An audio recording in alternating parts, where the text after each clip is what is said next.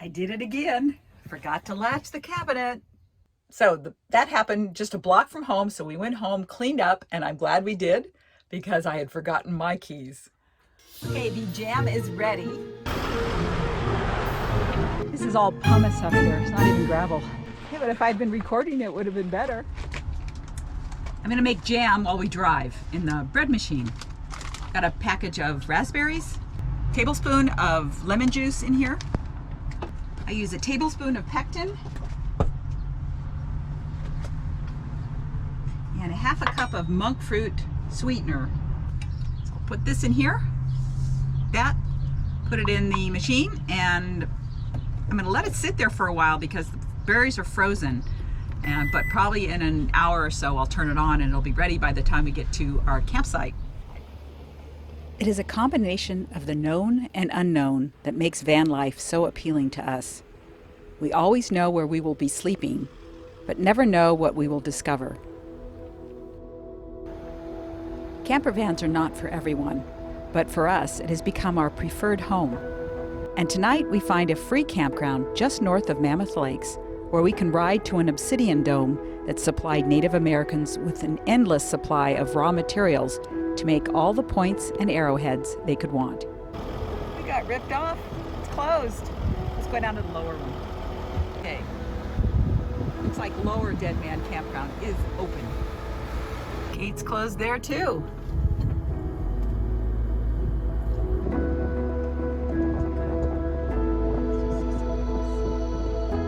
Third time's the charm. We got a great spot down at Glass Creek, I think it's called. And we wanted to stay in this area because there are all kinds of mountain bike trails and just kind of OHV type trails. We wanted to take our e-bikes out. So John is taking the bikes down. Okay, we're gonna go down here, make a left, and we're gonna go up this route that takes us up to the Obsidian Dome. And then we'll see where we go from there. Oh boy. Oh, this is sandy. Whoa.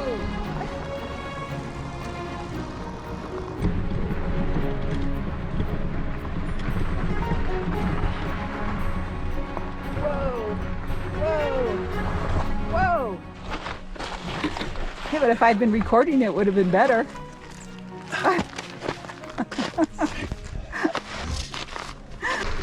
We both had a fall now. I had one earlier.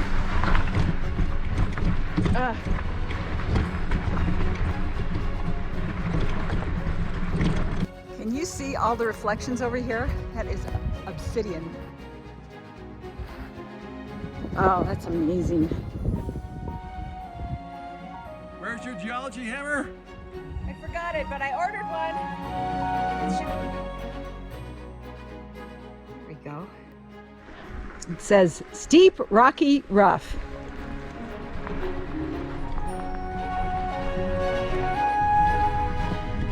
Oh boy.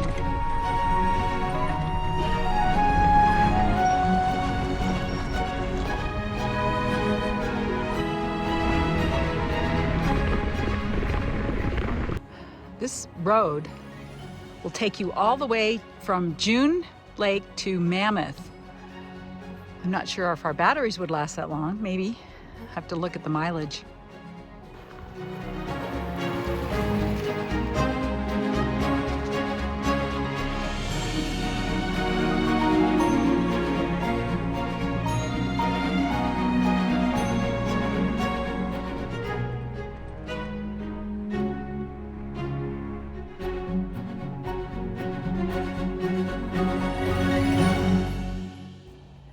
That was exhausting, but I'm glad I did it. I would have done it. I would tell you to do it a different way. I don't recommend doing the loop. It's just too much pumice.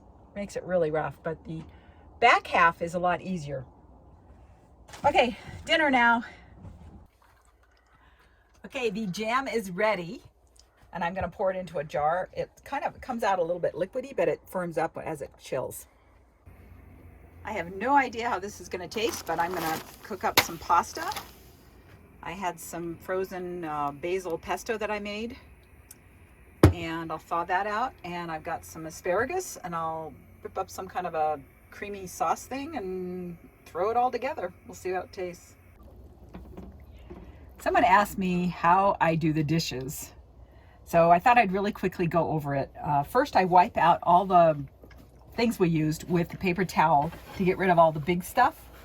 And this, for example, doesn't even need to be washed because it is one of those, you know, whatever it is.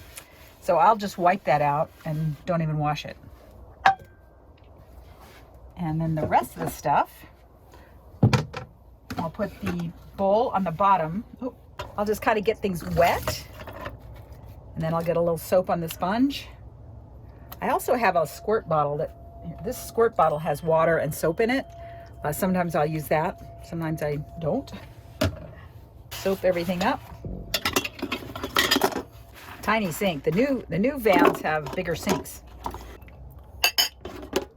Usually John dries for me.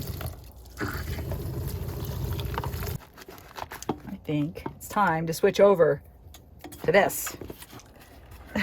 Somebody said they'd never seen a toilet brush hanging over a kitchen sink.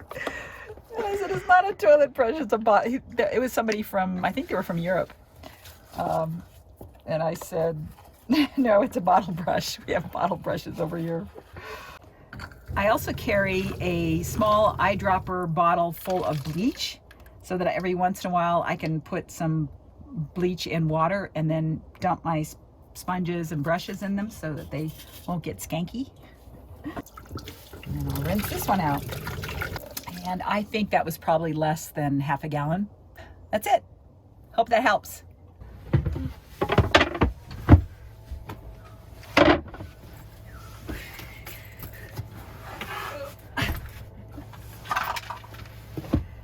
There we go.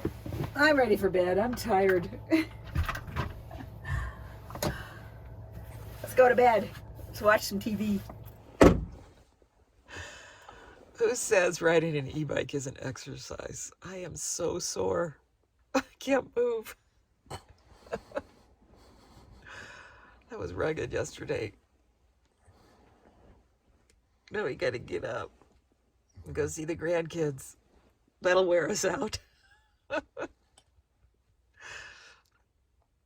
Okay, are you ready? Let's go. A little bit of dust on the van from our drive.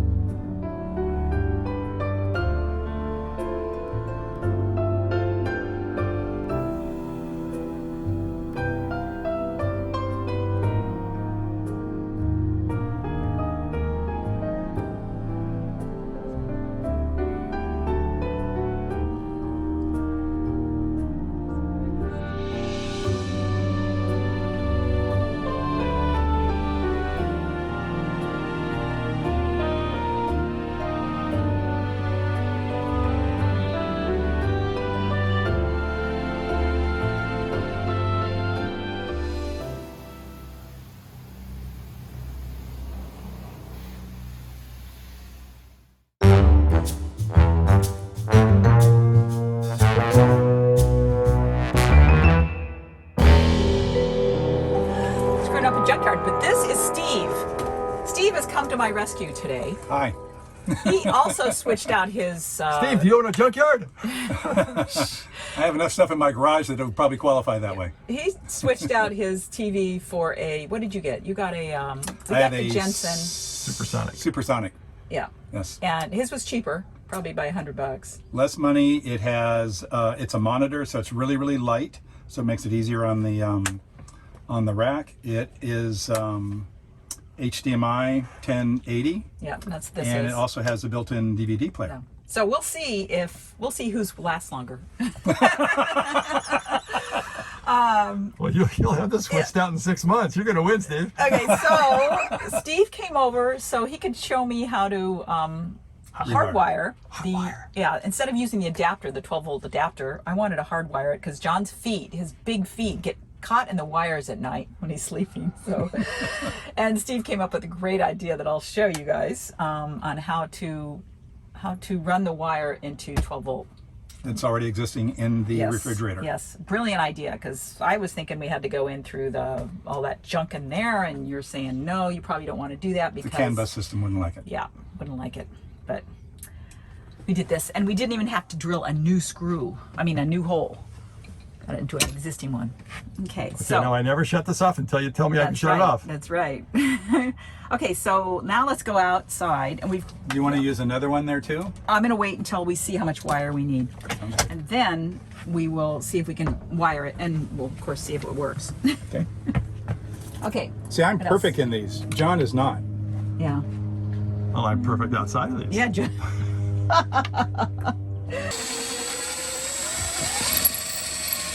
Did you really feel it? Did you? Okay, Steve. Yes. The wire is through, but I don't know. Yeah, push a little bit more. There you go. Great. Awesome. Let me pull the TV back a little bit. Okay, you can. How much wire? Do you have enough wire? This will go onto the block right as it is right now. Okay, great. All right. This is a shower. Disconnecting the battery. Pull it out. Let's see it. Let's see it right here. There you go. But you actually take the spark, you'll turn it on, and you will spark into the hole there, and the butane is coming up there, and we wait until it reaches a certain temperature, and you'll see that because everything will turn orange in there, and then this thing becomes functional. We're going to do what they call tinning. Tinning is when you put a little Of the solder onto that, and then you go and you do, a contact cement is like, where you have it on both sides. Yeah. And then once they both have the tinning done, then you bring them together, and then you do the final weld like that. Okay. So keep it off of anything from burning, Just like anything like that. just like a curling iron. I mean, a curling iron. Yeah, like I use a lot of those. So keep it down for the second. We're gonna do the spark. It's coming out of there. This is the little thing here. So I'm gonna turn it on, and then I'll turn it off and let you relight it. Okay. Okay. So now it's on. Yeah, Hear I it? can hear it way Don't over worry there. about it. It's fine. You see it like that? Yep. Like that? Yep. Okay. Cool. This is a very nice thing to have, and once you do your soldering here, you're going to want to add one of these to your little kit. So there you go. Okay, so You're going to want that in your left hand. Yeah, and what does this thing do? That controls, first of all, that it gets butane and how much. So you can actually vary the temperature of this thing. So do I turn it on now? You can. Just have your finger ready to spark it there, otherwise we're burning through butane. So turn it on first, all the way over, slide it up, and then over. Oh, I see. Is it on? No. There you go. There it is. So now we're going to not lose this. We just wait for the blue flame to go down, and that whole thing will become orange, and then we'll go out there and we'll do our tinning. Okay. So we're going to just kind of burn through a lot of solder. We're just kind of dumping it on it. Okay. You see how it's dumping into there? Yeah. And while it's molten, we can still do that. So I'm going to do this Okay. one, and then I'll let you do the two small ones because they'll be easier to do.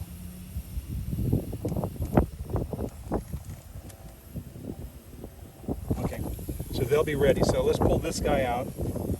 Which one do you want to do first? Black. Okay. So you're going to have to hold this. I'll hold your little wire for you, and then you can do the All tinning. right. So just kind of, you see how I dipped it in there?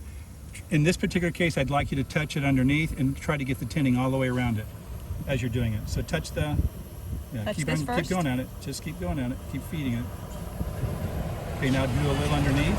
Underneath? Yeah. Got to keep it in there. Just stay in there. There you go. There you go. Really nice. That looks good. Okay, let's do the red one. You don't have to. We're not doing anything there yet.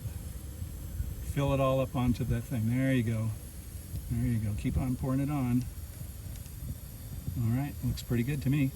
Okay, I'll take the solder. And now, I think you do need to have that on there. So let's do the red one first, Okay. and then just kind of dab them together. There you go. Pull it off. Oops. Keep it there as it dries. Or cools. Feel pretty solid? Oh, I don't know. Okay, go ahead and do that one now.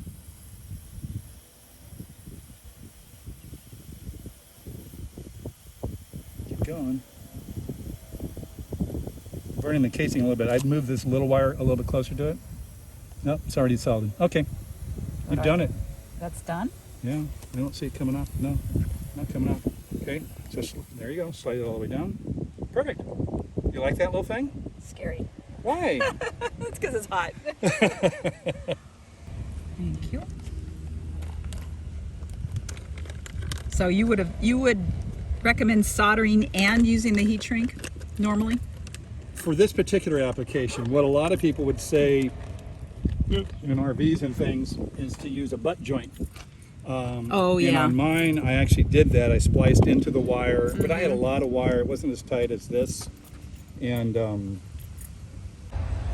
maybe I have to push power. No, okay. I just turned the power off. Oh, did you notice that? no, you turned the power on. Oh, okay. I did. That was your standby. All right. John can't hold his tongue hard enough. He just bit it. I think it's. He's my TV guy. Actually, I'm your remote guy too. They're a challenge for you. Oh, yes. Remotes. Did everything. Do you see it? Well, you gave us the idea to Whoa! go through the, Holy moly! What? What's going on What? there? Holy moly! Is that Steve has an idea about leveling your vehicle that I thought was really great. Yeah. And they aren't light.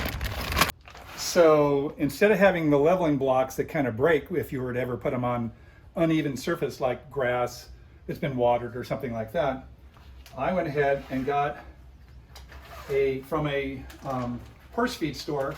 I ordered a horse stall mat, and the horse stall mat can hold a horse, needless to say, but it's flexible, and then I cut it up. So I made my own blocks, and you can put them together however you might need to. It'll easily hold the Sprinter that I have. How did you cut them? With a reciprocating saw. Oh, okay. It's very, very tough, needless to say. And you can just build them up however you need to, and the car can just drive right up on them, and it can sit anywhere. If it's uneven surface, it'll flex and go with it, and you just keep on stacking them until you're level. And you carry how many? Oh, let's see, how many is there? 4? Yeah. So 4, 6, 8, 10, 12, 14, I carry 15 of them. But that's mostly because this is how many, this is like a, I don't know, some kind of sheet thing or something like that, Yeah. That's how many it would hold. That's how many I made. Wow. And I threw the rest of it away. That's a great idea. Okay, so take out 7, so a total of 7, so 3 more. And John, would you grab a tape measure there, and let's see how high you can get it with 7. So the max height with 7. So we probably wouldn't, I don't know if we'd carry that many. So it's 4.5. So 4.5 inches high. And easy to drive up on, so you really don't even need to make a ramp. Yeah. Like the blocks kind of do. You can just, tire gets onto it, puts it down, and when it finally reaches that solid point, it's not going to sink. And it doesn't compress it either. At all. Wow. It holds a horse. I can show you. You got some really great ideas. So I just used Velcro, but this is far superior. Take the screws out of your fan and put these snaps in, and then snap the other side of the curtain. That is brilliant. So with those little snaps there, you can sew it easily. You put the snaps in, snap it here, and it's not only for blacking it out, but it's both a heat and a cold. Okay, so the nice thing is that while this is all Velcroed and stuck together, you can go in and out of this thing if you want to. Even the dog can go in and out of this thing, and it doesn't dislodge anything. You can unsnap it. You snap the first one there, then you take the second one and snap it over. And you added those snaps, right? Yeah. So the wind's kind of blowing. See, we only go to here because we have a cabinet here. Yes. And this one has another snap over here. And it snaps on. Nice. Right there. Nice. People ask how steep a hill these bikes can climb. And if it weren't for the very top where it got really rocky and sandy, it wasn't a problem. But I don't know why John's walking, probably for the same reason. It's just too rocky and sandy.